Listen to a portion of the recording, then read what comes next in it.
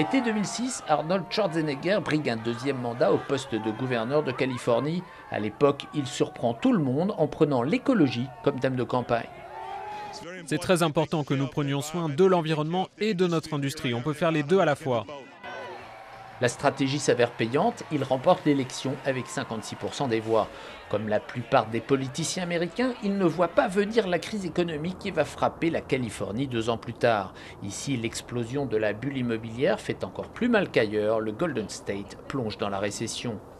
Au mois de mai 2009, face à l'ampleur des déficits, Schwarzenegger annonce des coupes budgétaires qui vont affecter de nombreux programmes sociaux, l'éducation et même des postes de fonctionnaires.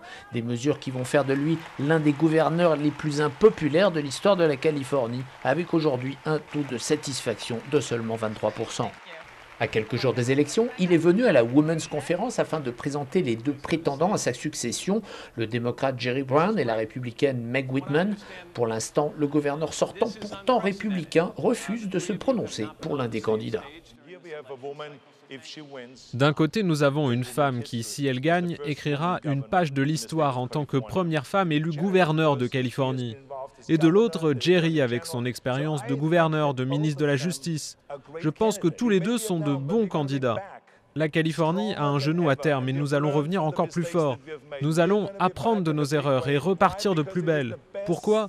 Tout simplement parce que nous sommes le meilleur État du pays, dans le meilleur pays du monde. Point final. Pour l'instant, Arnold Schwarzenegger ne souhaite pas parler de son avenir, même ses enfants présents à la conférence semblent tout ignorer de ses projets. Les gens me demandent s'il va reprendre sa carrière d'acteur ou continuer la politique, et je n'en ai aucune idée. Mon père a le don de se trouver des projets personnels et il se passionne pour tout ce qu'il fait. Moi, je pense qu'il devrait faire ce qui le rend le plus heureux. N'étant pas né sur le sol américain, Arnold Schwarzenegger ne pourra jamais assouvir ses ambitions présidentielles, sauf peut-être sur un plateau de cinéma.